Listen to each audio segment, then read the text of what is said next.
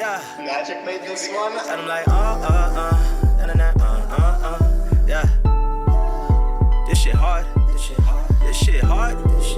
Oh my God. Yeah.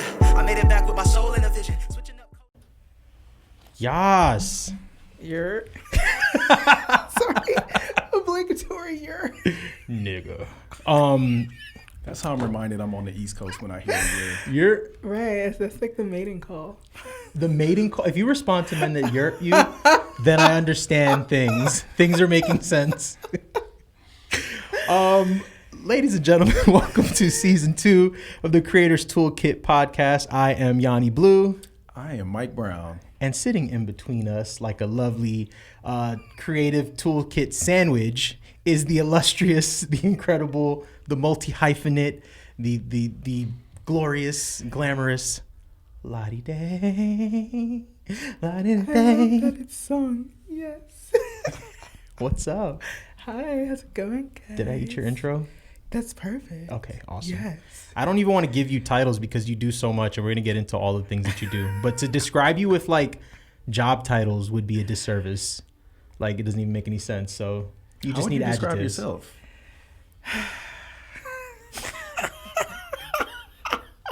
Where do I even start? I am a multi-hyphenate portfolio careerist. Oh, I like that. I like that. It's the Did you same- just come up with that? No, I stole that from someone else, sort of. But it's okay. Let's pretend I did. That works. I like that. Okay, wow, we love that. I would describe you as such as well. I was thinking on the walk here that we met as songwriters, as art. I was introduced to you as a songwriter and as an artist, and in my head, you kind of went from that to like imploding into like all your hyphens. But I was actually curious to find out, like, at that time that we connected, were you already like doing everything else you're doing, or was that something that evolved after that? And did you just identify as an artist and writer at that time? Yeah, so I had moved to LA for music things, like for songwriting specifically. I was like, okay, I'm going to go to Los Angeles. I'm going to write for Rihanna and Beyonce, and I'm become a millionaire. Yes. And then I was like, oh, that's not how it works. Cool. And then all the things kind of came after that by way of just kind of needing to survive, because you already know this. The LA hustle is real. Mm-hmm. So I was like, okay, how can I make money and maintain my sanity? And it's like, okay, sure, I'll do some freelance social media work. Oh, okay, sure. Like songwriting, showing up. Sure, I'll work at like a tech startup and do some random biz dev stuff. Okay. Oh, I have things I want to talk about. Sure, I'll cold pitch, some freelance journalism work and actually land at a publication. Right. At several. And that's kind of just how it happened. Just like needing to survive and wanting to remain creative. That's awesome. And I appreciate you sharing that because when we were planning this season, one thing Mike had asked me was just be very intentional about the people we brought in. And I couldn't figure out what the connection with everybody was. Like some really cool guests, yourself obviously being the first one. And that is really what it was. I was realizing that everybody I had met doing one thing, and over the years, they've all just kind of imploded into all these incredible spaces and are thriving, but not in the things that we initially set out. Yeah. Or not, at least not in the way that we initially set out. And I think that's so inspiring. And when you talk about a creator's toolkit, it's like, those are the tools I think people need because what do you do after you get to LA and you don't get to write that song for Rihanna? Like, how do you keep going? So, I'm really excited you're here. This is really dope. Me too, but Rihanna, if you're watching, call me, girl. Right. Me too. I'm available. Look. You know what's funny though is I hear you say that though. I think having those dreams as a young person is what gets you here. Like I think if you weren't aiming for the Rihanna, you wouldn't be doing what you're doing today. Oh, 1,000,000%. Yeah, I mean, because like I had no reason to like leave New York. Like I'm from here, born and raised, and Yonkers, right? Yes. Yes, why? And I was working in Midtown East at a law office, and it's like I could have just kept doing that, and I was like, this kind of sucks. And I quit my job, moved across the country, took all my money out of savings. Like nobody knew. Like my family had no idea. So if my mom watches this, sorry, I love you. And this was right before COVID, right? Did we meet in COVID or right before so like it? This was before. So I moved to LA like the fall, winter of 2018. Okay. And so I was only there for a little over a year before like COVID really Oh my God. hit. So like a year and a half-ish. And then I was like, oh, that's how they get down. Because they had tanks in the street. It was getting ghetto. Yeah. And my mom was like, I don't know or care what you're doing over there, but come back. Oh my gosh. Yeah. So I do have a question about your experience though, because I know you said like the hustle of LA. I lived out there for 13 years, but now being on the East Coast, I'm kind of like blessed. I look at the East Coast hustle as like very fast. I'm curious for you, like what's the difference in the two? It's not about the speed. Actually, I think the lack of speed is what makes it difficult. Like you can Lack get of speed in LA? Yes. Okay. Like, because the thing is, when you're from New York, you're accustomed to a certain type of. I was someone who was also using public transit in LA / like Uber Pool. Rest in peace, Uber Pool. Same. And I would go down. First of all, nobody was ever running down or up the stairs in the subway station. What an observation. And it was every like 7 to 15 minutes these trains run. I was like, oh, y'all not trying to do nothing here for real. Copy. Buses barely ever ran. Ubers even would take like 10 minutes to come. I was just like, no one's actually trying to do anything here.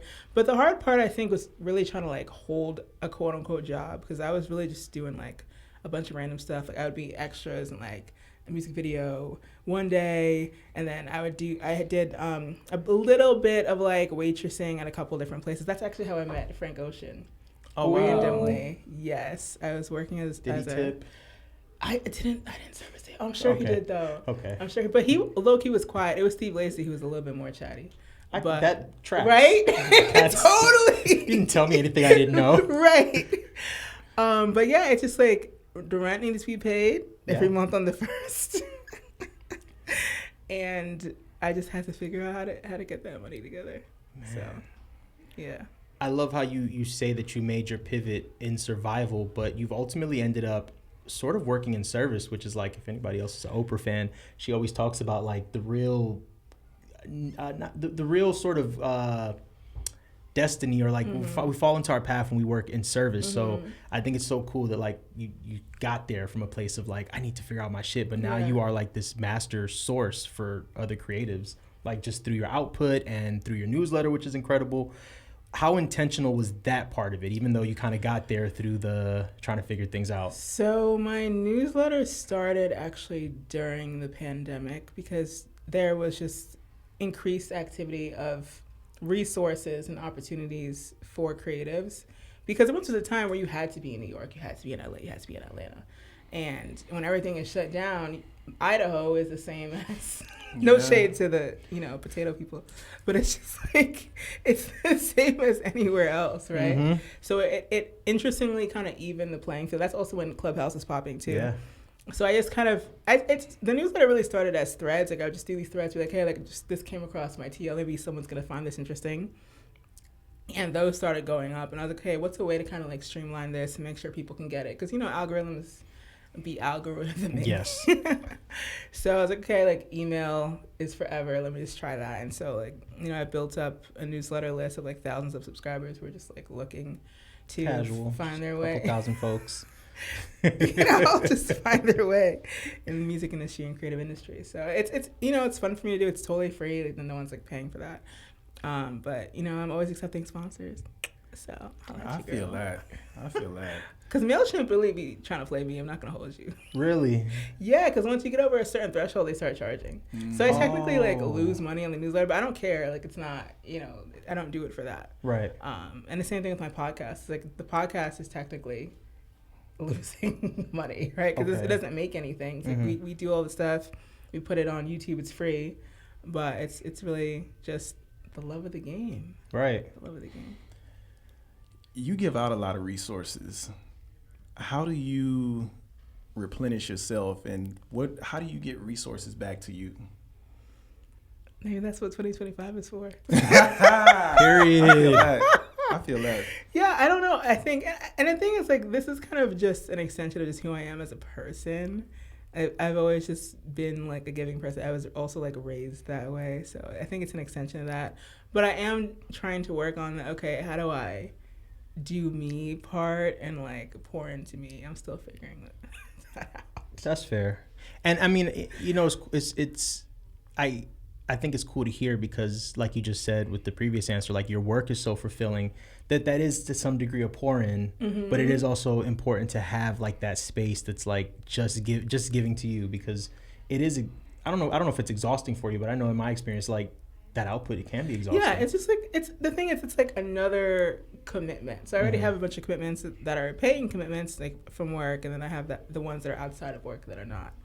And then also separately from that, like I manage artists. That's also like, you know, a job. So all these things are things I enjoy, obviously, but you know, their time and their effort. That's real. Yes, I love that you are expressing that, because you are so omnipresent, and it's a good reminder that like we're all human. Like even though you're able to sort of appear to always be everywhere and be all, you know, you're like, I got to figure this shit out for myself still. Like that's an important thing to acknowledge. I love that. What we got next? Oh, actually, speaking of that, so okay, let's just really the Rolodex real quick. And I'm probably gonna miss stuff, but I'm gonna miss stuff too. Go ahead. You're a writer. Well, you just even mentioned in this sit down, you're a writer, and you manage artists, and then you're also this resource through like your newsletter and through your social media. Also, you're the queen of X. You I actually saw one of your tweets on Complex about Kanye. Oh God! Yes. The artist formerly known as Kanye West. Send me that. There you go. You are truly omnipresent and doing like so many really, really cool things. Do you feel pressure to pick a lane? First, the first question. The omnipresent they does try to pressure that, but I can't do it. I honestly don't know if it's ADHD or just like the fact that I just have so many interests. I can't pick a lane. That's fair. I like what I like. I like music. I like fashion.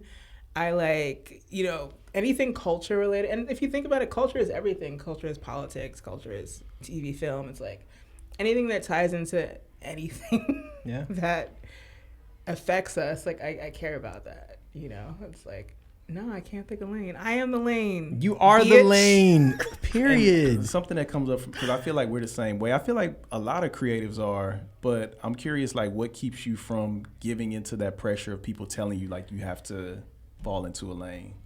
I have always been a multidimensional person. And I think this is true for people in general. It's like, even if you are someone who is like a doctor or a lawyer or something that technically that's a lane, you can still have interest in other things.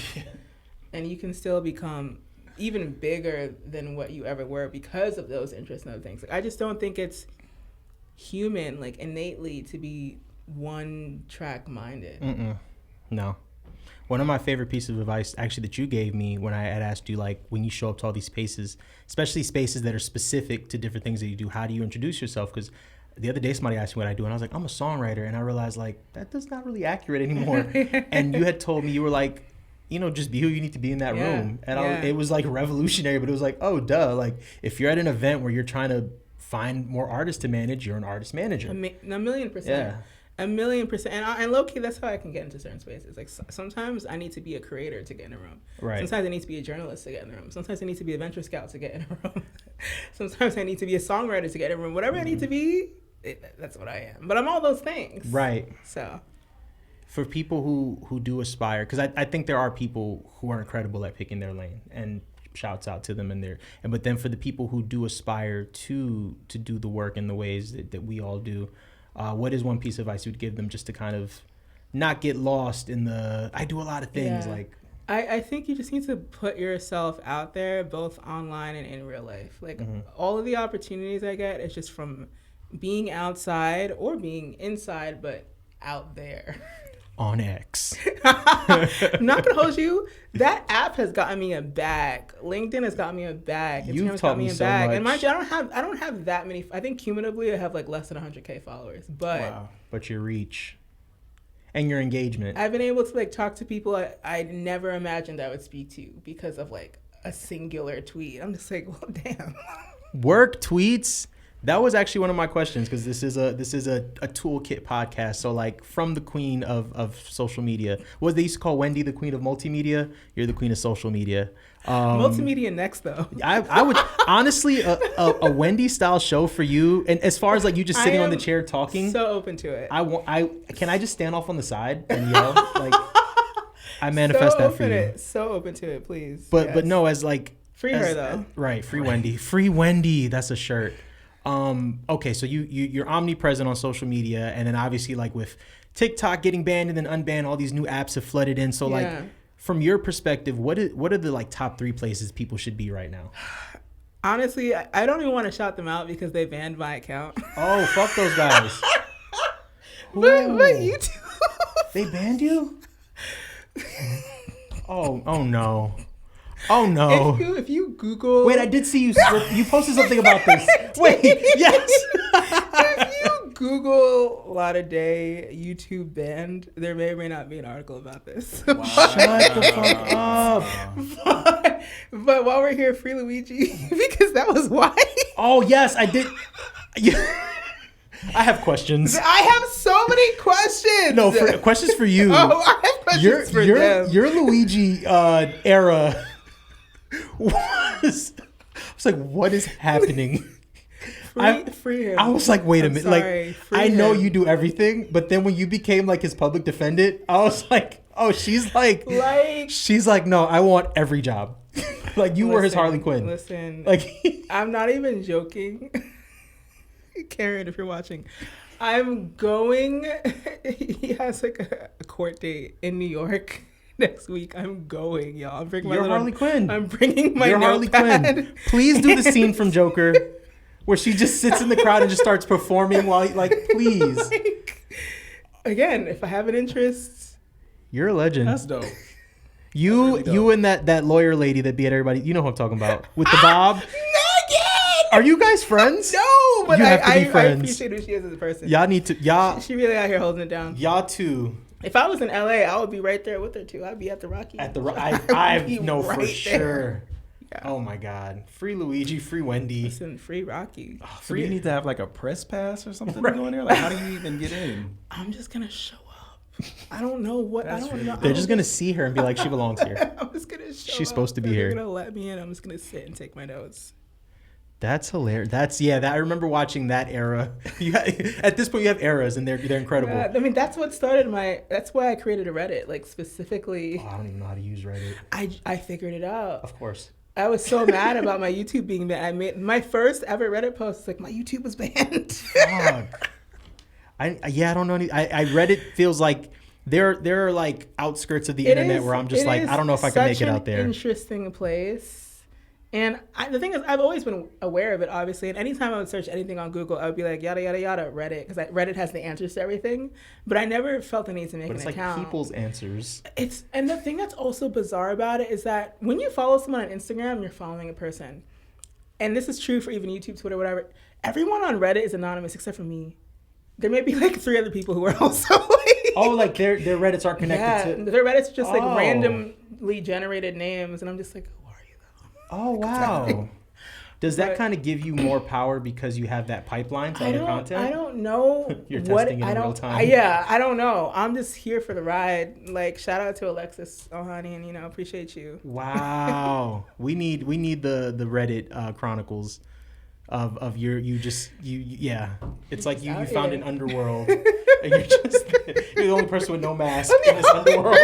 Like, to the point where people DM me like, I think someone's impersonating you. I'm like, no, that's me. Like, but you do have an ex impersonator, right? Or a hate account. I have like haters on. But one of them used your picture. There were a couple of them that did. Yeah, like super weird. And I'm just like, guys, maybe I am this famous, but we can relax. What? we can calm down. Modern day Wendy Williams. There we go.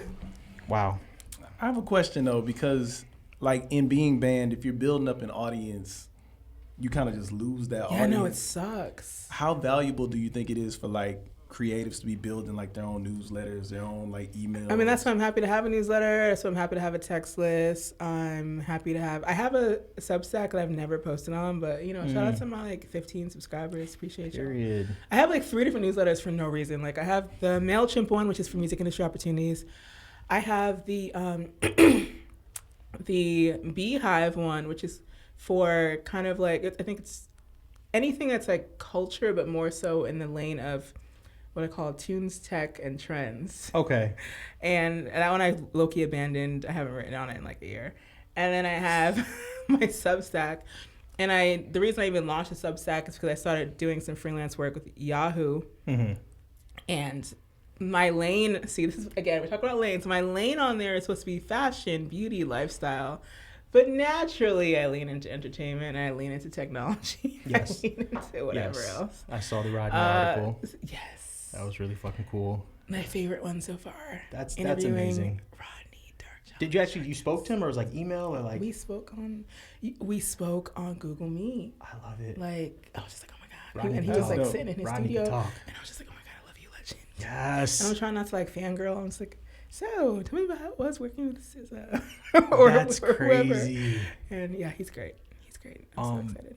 Actually, real quick, while we're on the topic of the newsletters, since we are a Toolkit podcast, I would love to get your take, because you mentioned the 3 places, and you kind of, your intention with the 3 was more, I guess, they seem like they're more specific to what your output is, but just functionally, MailChimp, Substack, and Beehive, which one do you think more people should be on? If you're someone who is a journalist adjacent type of creative, Substack is that girl. It's great for that. But the reason I really like Beehive is because they have a lot of different features for the free. I think you don't start paying anything up until like 2,500 subscribers or something. Most people are not going to get there that soon. So you get to do a lot. And they have a great team where they will, as soon as anything is wrong, they'll get back to you. However, not to go between the two, but Substack has an app, and that app is clutch. Okay. So if I'm on the go, like I don't write anything on there, but it's like there are different communities that are tied to each publication. So it's really cool to be able to see like the commentary on things or be in like the group chat or whatever. So try them all out. They're all free. Yeah. I like Substack. We're both on Substack now, but I had signed up for Beehive through Hey Mike's newsletter. Yeah. I saw him and Mauricio Ruiz on there, and it just, to me, they were both music industry people. Yeah. So my head was like, maybe this is more for people that like they're yourself. They're honestly both great, but I'm someone who also loves to A/B test, so I try out everything. You know what I mean? So it's like major key. Can you explain to the people what A/B testing is? It's just about seeing what might work, right? So I started out with MailChimp because that was like the holy grail of newsletters, and then Substack came, and then Beehive came. And I'm low-key late to both. My Substack was actually the last one I made. But it's just like figuring out, because the thing is, when you have the emails, you have the emails. You can move everything to one platform or another. It doesn't necessarily matter. But it's just about kind of seeing, okay, what works better for my workflow or for my audience or what have you. Okay. I think the dope thing about Substack is the discoverability. Yes. As opposed to like a MailChimp where, people have to sign up, but people could just go to the Substack website and just like find you.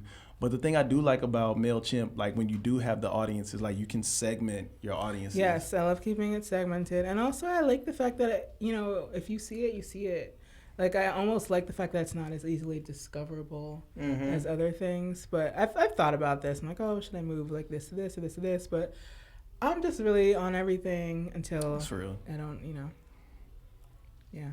Yes. No, that's important. I like the idea of that because we launched this podcast initially with a Merch Madness contest that we run every year. Oh, nice. And last year we were like really specific with our guests and everybody focusing on just merch, and we've done a lot of testing with that. Like our first year we did, what did I do? I think I was on Shopify. I forget where he was at. Last year we did Etsy. This year we don't know what the hell we're doing, but it is that testing it out and then also just being transparent about that, because I think a lot more people are doing the sort of A/B testing that like you mentioned, but they're not sharing the resources. So you watch new people come out and kind of flounder through like the bad distros and the bad drop merch sites. And it's funny because I'm thinking about this too, like merch you know, is it Etsy? Are you gonna make merch? Do you have merch? Is it your logo?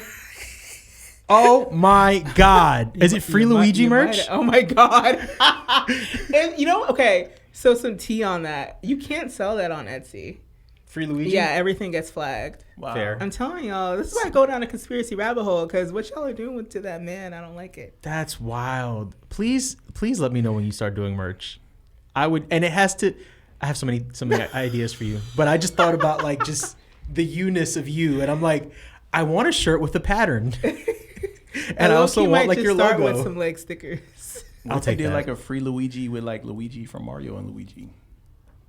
So can't like Nintendo or somebody come after me? I think so. But you gotta sell enough of them for Nintendo to come after you. Honestly, I would love to get sued by Nintendo. Okay. Wow. Goals.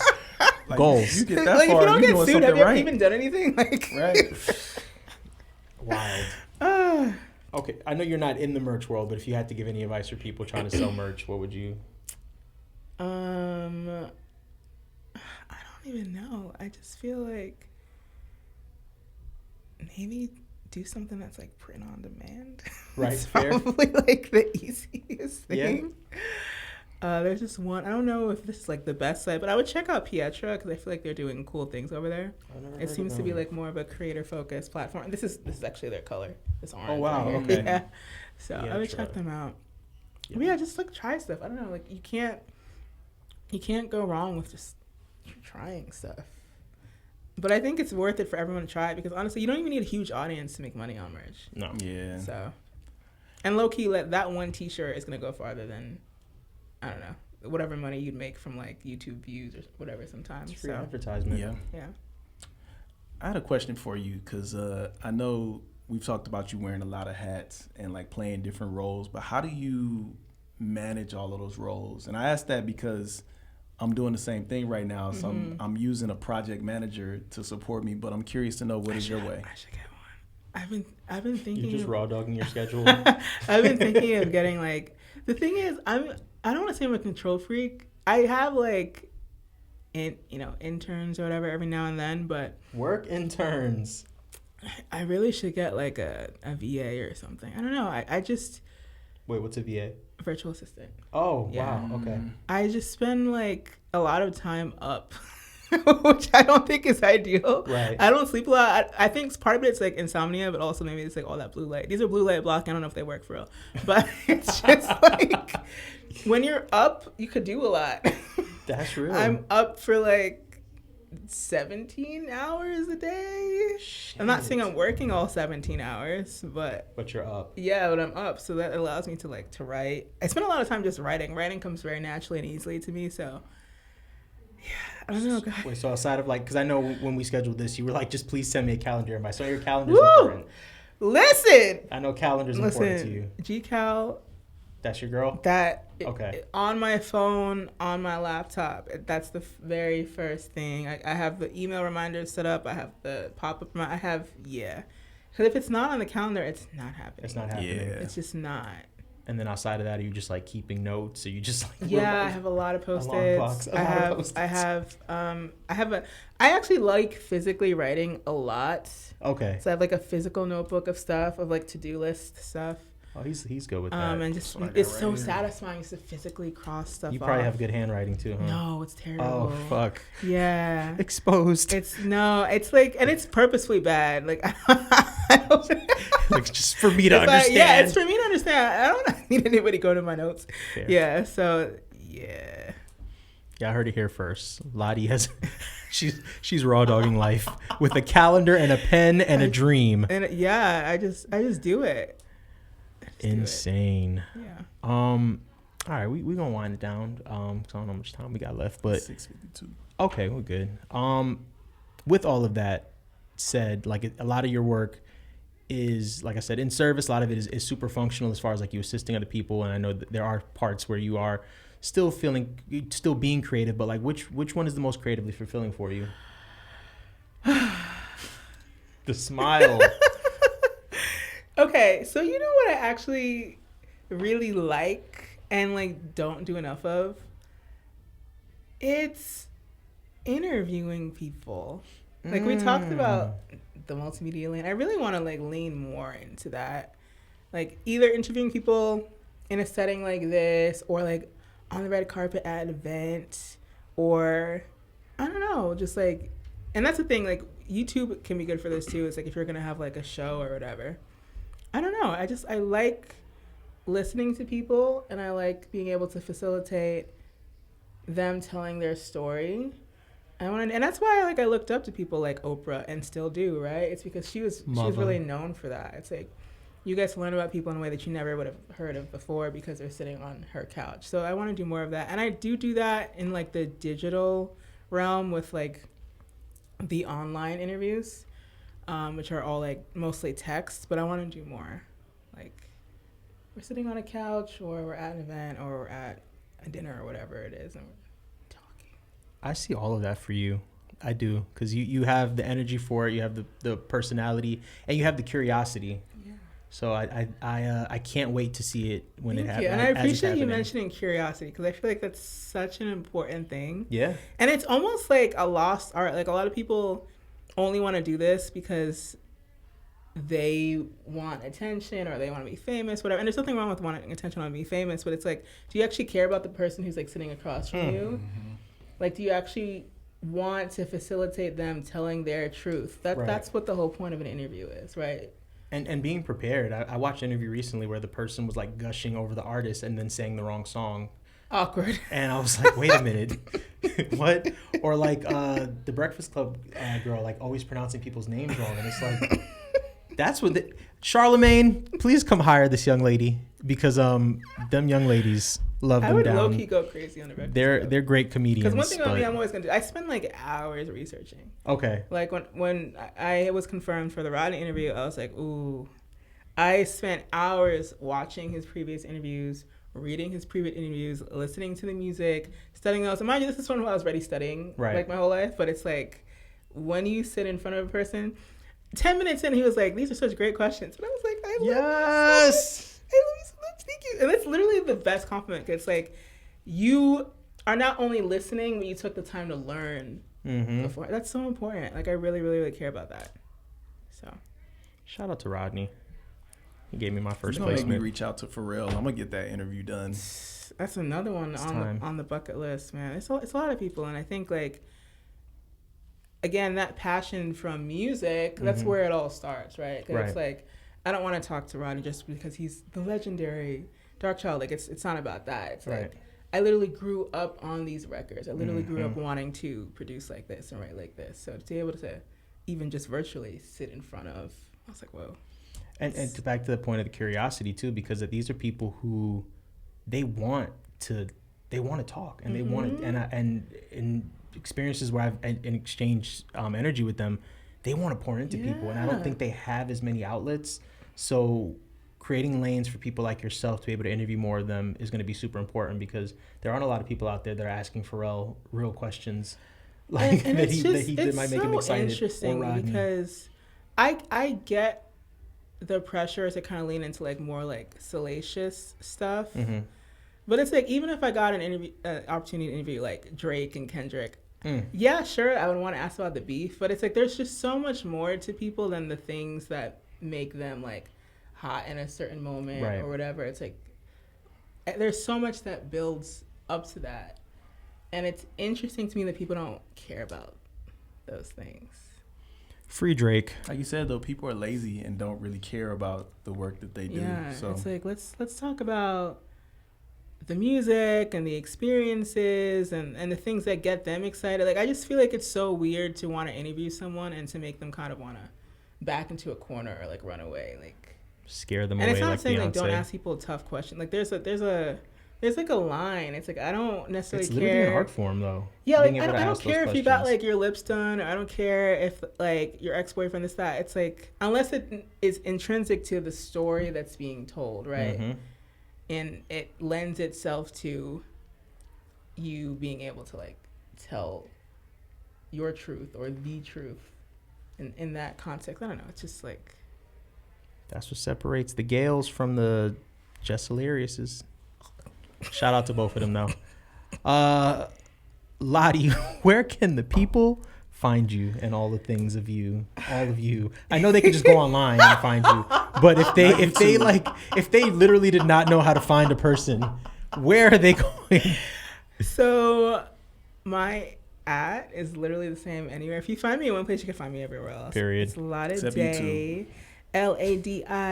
LADIDAIX in most places. Sometimes there's 2 X's depending on how naughty she's being.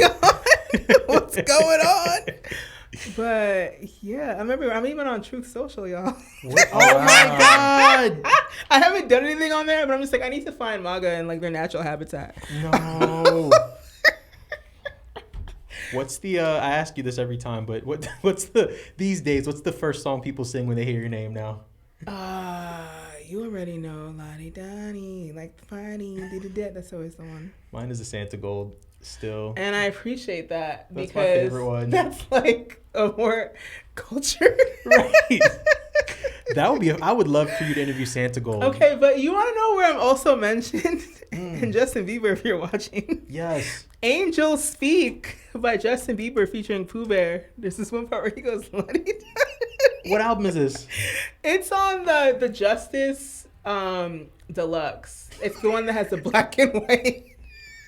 And it's actually such a great song, y'all. I'm playing that song at my wedding. It's so good. Yes. Okay, we're gonna start. Actually, that's what your fans should do. Do your fans have a name? Lottie fans, can you start a playlist of songs with her name in it and just put Santa Gold at the top? I'm on the It's floor. called Say Ah, and she sings La-da-da-day, la-da-da-day, la-da-da-day, oh, la, la. That's it. That's all I got, y'all. Sing. That's all I got. Oh, thanks for joining us. Oh, we don't have an outro. Oh. But I think we're done. Do you want to synchronize stop? 3, 2, 1. That's fire. Do it again.